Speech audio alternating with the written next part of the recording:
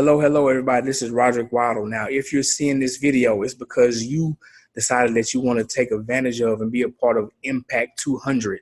Y'all, I'm excited about Impact 200. Now, Impact is spelled I.M.P.A.K.T, and it stands for Improving Mindsets and Providing Access to Kingdom Treasures, y'all. And that's what we want to do here. We want to help 200 people to really improve their mindset, to really help them get a grip on their finances during this hard time, during this pandemic. Like I said in my Mindset Monday video, you don't want to come out of this pause without a plan. So what we're doing is giving you some resources to really help you to do that. You know, if you took advantage of if you signed up to get the Impact 200 material, you're going to get a free chapter of my book, The Other Side of Money, Becoming a Person God Can Trust.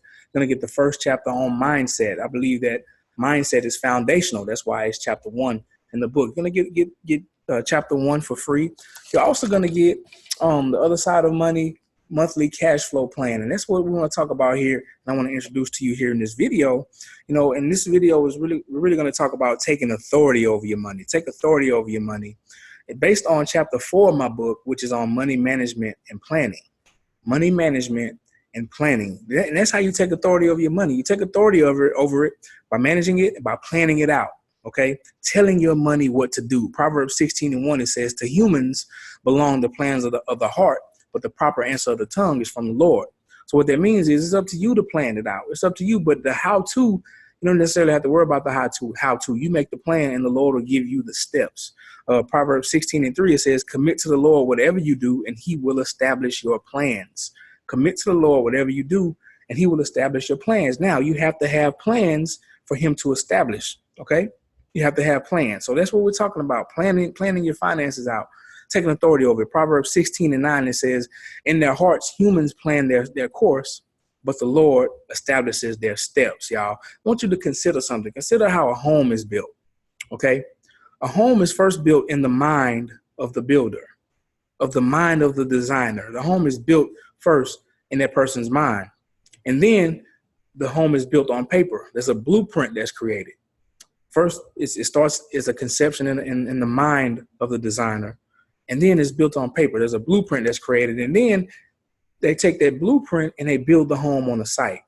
And I want you to consider that's the same way that you're going to build your financial life. That's where you're going to move forward from out of this pause, out of this pandemic, you know, and help get your finances back on track. You're going to build it in that same way. You're going to build it first in your mind.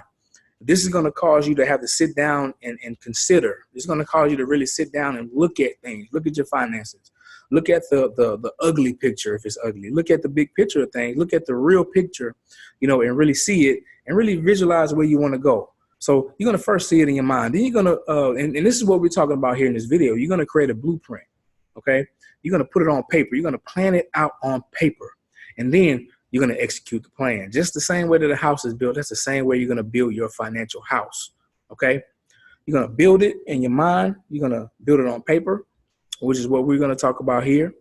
And then you're going to execute the plan. Ephesians 3:20, that's the famous scripture that we all talk about, that we like to quote. It says that now to him who's able to do exceedingly abundantly above all we can ask, think, or imagine, according to the power that works in us, okay? So in order for something to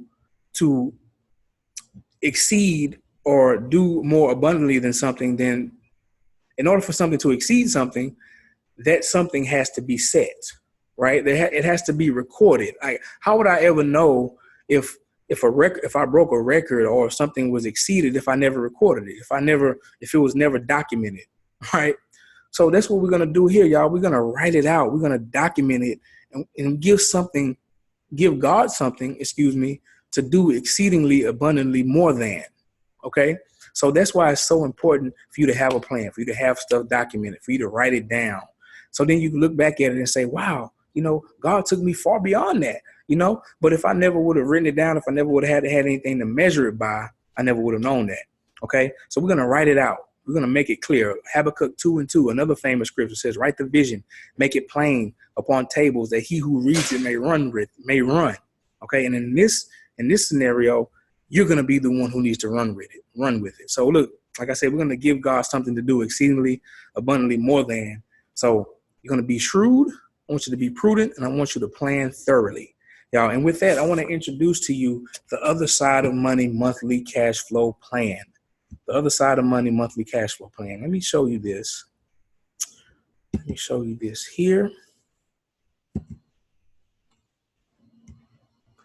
The other side of money monthly cash flow plan. So here you have take authority over your money today. Take authority over your money. Has some scripture, Proverbs 23, 4-5, which says this. It says verse 5. It says, "Cast but a glance at riches and they're gone." All right, cast but a glance at riches and they're gone. That means if you just cast a glance at something, y'all, that means you're not paying attention to it. All right. Cast but a glance at riches and they're gone, for they will surely sprout wings and fly away like an eagle. Okay. So if you cast a glance at it, that means that you're not paying attention to it. So what it's saying is, listen, you need to pay attention to your money. You really need to pay attention to it. Give it an assignment, because if you don't give it an assignment, it will leave you. Right. And that's what this monthly cash flow plan is all about. Giving your money an assignment. Every dollar. Give every dollar an assignment. Give it something to do. If you don't give it something to do, it will disappear without a trace. I heard John Maxwell say a budget is telling your money what to do versus wondering where it went.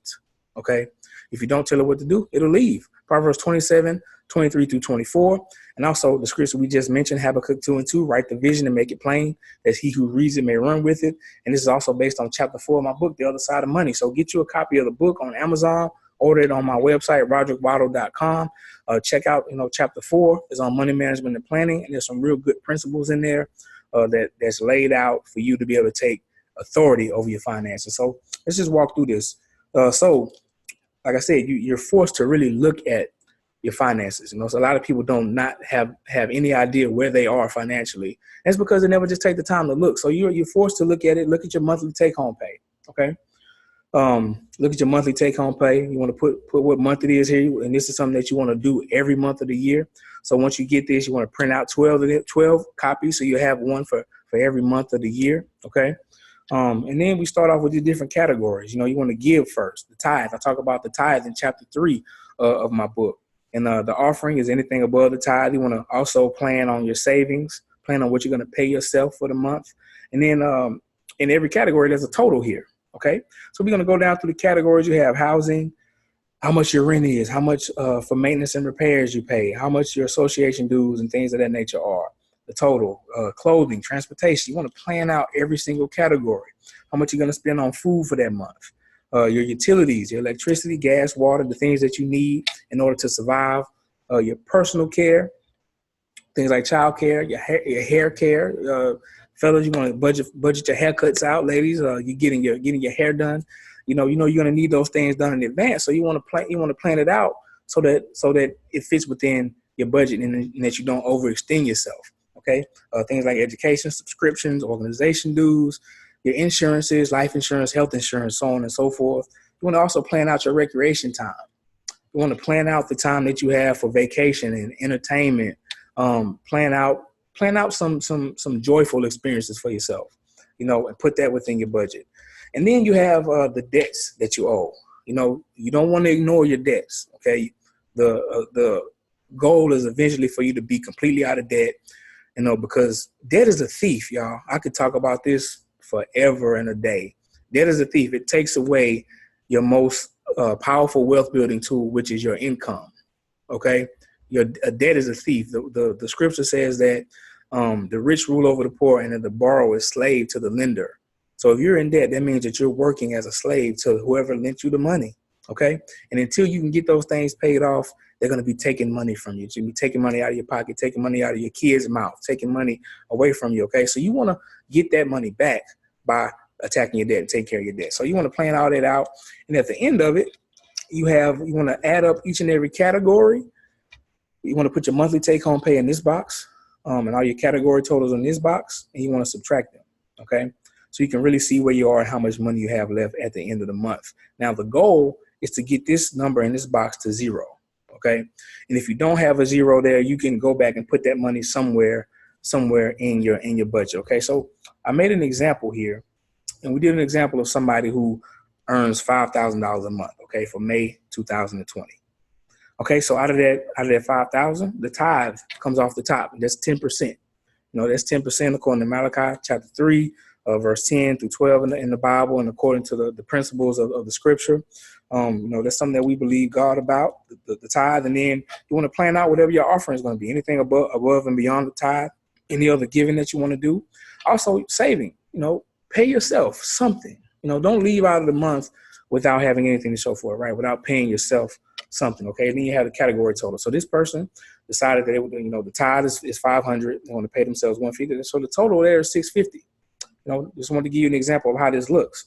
For clothing, they want to spend $50 for clothing, maybe buy themselves a couple new shirts, whatever the case may be, buy some clothing for their children. And even if they don't use it, even if you don't use every dollar that's in these categories, you want to make sure you have it planned out. Okay, if you don't use it, maybe there's money you can throw in your savings, or money that you can use for the next month, and just have it allocated for whenever you do need it. Okay, cleaning and laundry, so the total is 125 there.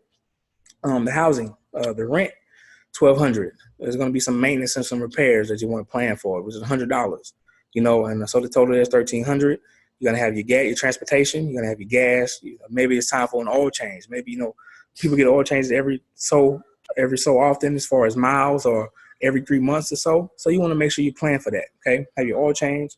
Maybe it's time for some tire repairs. Time to get your licenses and your registration on your car renewed. And maybe you're planning to get a new car at some point, right? So you're putting up money every month, right, to save up toward replacing your current car one day. So, and that's why I have a sinking fund. So what a sinking fund is where you save a certain amount of money every month so that you can have a certain amount of money at a later date.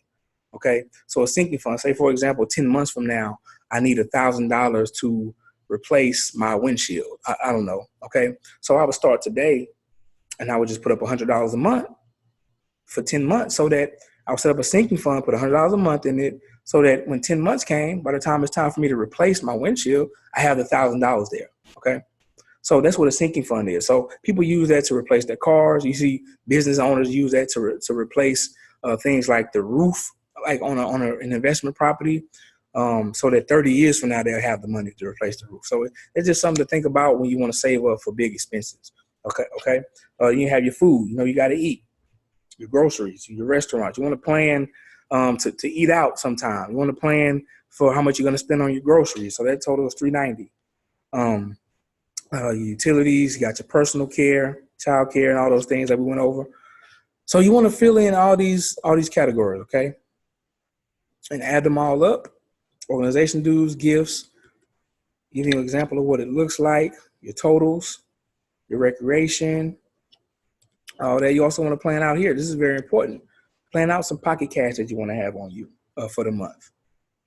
Don't leave anything up to question, anything up to chance. There's other categories here, and then there's other things that you want to fill in your own categories that you need. There's miscellaneous. There's other. So I left plenty of space for those things. Your debt, say your car payment is $250. You have credit card debt that you owe. Credit card payment is here. Student loan. Okay. So in this particular example, the monthly take-home pay was $5,000. Add up all the categories, and it came out to $4,965. Okay, so now this person knows that they have enough to take care of their monthly expenses. They have enough to eat on. They have their gas. They have all their bills planned out. Everything is good to go. So they even have money planned out for clothing. They have money planned out for all these other things. So you're telling all your dollars what to do. And in this particular example, there's $35 left over. Okay, like I said, you want to get this number to zero on paper. You don't want to have $0 in the bank, but you do want to give every dollar an assignment so that there's a zero in this category right here, okay?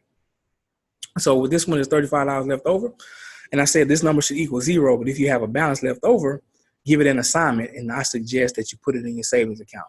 It's just some extra money that you can put aside, that you can pay yourself, and you can let that accumulate for time. You let that accumulate over time, and you'll have some money. You won't be at zero. Eventually you'll have, you'll be able to have some money when you need it. Scripture says in Ecclesiastes that money answers all things. And a lot of times, y'all, if we just had some extra money, there'll be so much more things that we could do. And we just have a little bit more peace about it. It's called financial peace, So we want to help you to be able to experience that financial peace. So that is the monthly cash flow plan, the other side of money, monthly cash flow plan. You want to give every dollar an assignment. Okay. Now, the second part of that is this. So, you're taking authority over your money. You're giving it commands. You're acting as the general of your financial army. You're giving all your dollars an assignment. And this category right here that says spent, I put spent on all those, okay? In this part, you want to track your spending, okay? In this part, you gave it the order. And in this part, you want to make sure that you inspect what you expect, okay? This is where you follow up and say, okay, are these dollars doing what I told them to do? Okay, this is where you hold yourself accountable to your spending in these categories. So every time, you get paid, there's $5,000 a month, so you get paid every 2 weeks. So that's $250 every 2 weeks that you tithe, and every time that you spend something in your tithe category, you just notate it, and it's at the end of the month it'll add up to $500. Okay, your saving as you go throughout the month, you're depositing to your savings. You want to keep track of that. Say you go and you spend some money on clothing. Okay, you want to keep track of that. Make sure you don't spend any more than the 50 that you're allocated. Okay, you want to track your spending in each category. If you spend 25, you put a 25 in there, you track it, so you only got $25 more to spend in that category. And if something comes up that wants to call you to spend $50, you know that you can't do it, or you have to take away from another category to add to that category to be able to do it, because you only have a certain amount of money. Okay, we don't want to overspend. You don't want to overstep your budget. You're not Congress. You can't just go print more money. This is what you have, and this is what you have to work with. Okay, so as you spend your rent money, you want to make sure you track it.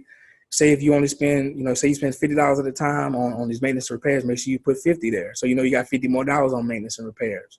As you get gas, say you fill up once a week, and it's it's $50 a week for you to fill up, or $30 a week, whatever the case may be. Make sure you track that, so you know where you are in your budget at all times. I hope you get the gist of what I'm saying. So you want to do that on every single category.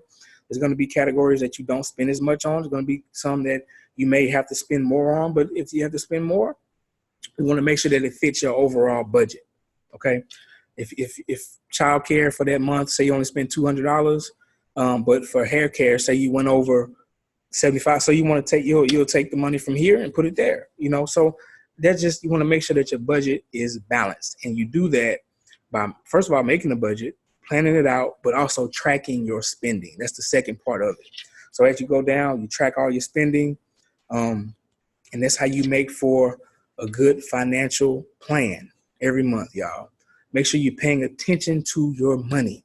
Make sure you're paying attention to your money. Because like I said, y'all, listen, if you don't pay attention to it, it will leave you.